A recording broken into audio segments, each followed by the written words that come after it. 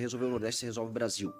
Você resolve o Nordeste, gerar classe média lá, você muda o padrão do sistema político eleito por lá, e isso vai fazer com que haja menos dependência de dinheiro vindo daqui, por exemplo, para sustentar a população de lá.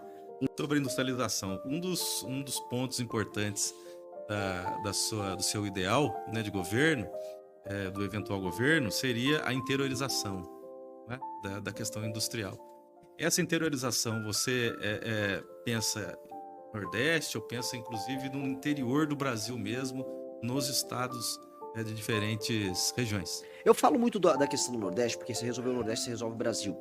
Você resolve o Nordeste, gerar classe média lá, você muda o padrão do sistema político eleito por lá, e isso vai fazer com que haja menos dependência de dinheiro vindo daqui, por exemplo, para sustentar a população de lá.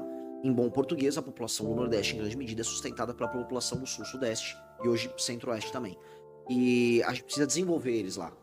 Se eles se desenvolvem lá, diminui imigração, pressão para serviços públicos em cidades do Centro-Sul que acabam recebendo migrantes de lá, você diminui as desigualdades regionais, você muda a qualidade da representação política. Então, isso é importante acontecer, mas sem prejuízo para cá. O que tem que nós temos que fazer para cá, antes de tudo, quando chamo para cá, eu tô falando do interior de São Paulo, é uma agenda fortíssima de competitividade, desde que você já tem acúmulo de capital, você já tem uma infraestrutura melhor, e, portanto, se você permitir que o empreendedor paulista consiga voltar e criar e produzir, ter, vamos dizer, aquela fibra, aquela energia empreendedora, que acaba se perdendo quando a gente tem um país tão difícil para trabalhar e produzir, ele vai tocar isso sozinho. Quase não há necessidade de grandes políticas de desenvolvimento para aqui, para o nosso estado. O que eu quero dizer, com leis trabalhistas mais claras, com a taxa de juros mais baixa, portanto com dinheiro mais barato, com impostos mais simples, mais claros, um sistema tributário racionalizado, com energia mais barata e com infraestrutura, eu não preciso do Estado dirigindo nada, as pessoas já sabem o que fazer.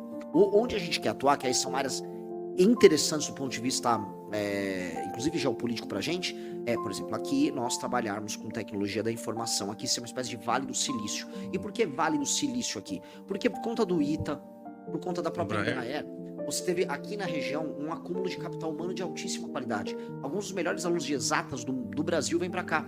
Então, como essa região está habitada por isso, aqui tem que ser uma área em que empresas têm que se instalar. E empresas fruto desses jovens que vêm estudar aqui. Então, esse jovem que vem estudar aqui, ele não tem que é o que acontece. Ele estuda aqui no Vale do Paraíba, vamos por vai pro ITA. Aí de lá ele arruma um emprego na Faria Lima para trabalhar com fundo de investimento. Não, ele trabalha com engenharia na região. E aí, nesse ponto, o Estado tem que atuar, porque já existe capital humano de qualidade, já existem empresas, já existe uma infraestrutura prévia. O investimento aqui é investir nas startups, criar startups como Israel faz, startups ligadas à segurança, tecnologia da informação, tecnologia militar, e a gente criar um complexo privado com alguma participação pública nesse setor que envolve segurança, envolve forças armadas, envolve equipamento militar, para essa região ser uma região que nos coloque na ponta no mundo nesse tipo de discussão. E isso já acontece. Onde somos excelência de verdade. Então, é o caso da Embraer hoje, que disputa com as maiores empresas do mundo na área. Então, quem faz avião faz drone, quem faz drone faz equipamento militar de última geração. E nós precisamos fazer. Se você quer mais vídeos sem filtro, sem enrolação, já se inscreve no canal e deixa o like. Isso na região. Falando em segurança, aqui o Vale do Paraíba ele vive um momento extremamente complicado, que das 10 cidades mais violentas do estado em relação ao homicídio doloso, 6 delas estão no Vale do Paraíba e Litoral Norte. O que a gente pode pensar em relação a essa política de segurança? Porque até também é uma fala sua contra as facções, são, por exemplo, para aumentar o rigor em relação a pena para o pessoal das facções. Restringir o direito à ampla defesa. O que a gente pode dizer em relação a isso no Vale do Paraíba? Vamos lá, vocês são uma zona de passagem para o Rio de Janeiro. Vocês são uma zona de idas e vindas de criminosos. A região do litoral norte, assim como parte do litoral como um todo do estado de São Paulo, é tomada e ocupada pelo PCC, e é uma região estratégica pelo PCC, porque eles fazem escoamento de drogas via Porto de Santos para a Europa e Estados Unidos. Esse é o grosso do volume bilionário de negócios que eles têm, e o litoral como um todo é usado como base para eles. Isso. A gente já chegou até incursões do Comando Vermelho pelo litoral de São Paulo também, para a gente entender o tamanho da gravidade.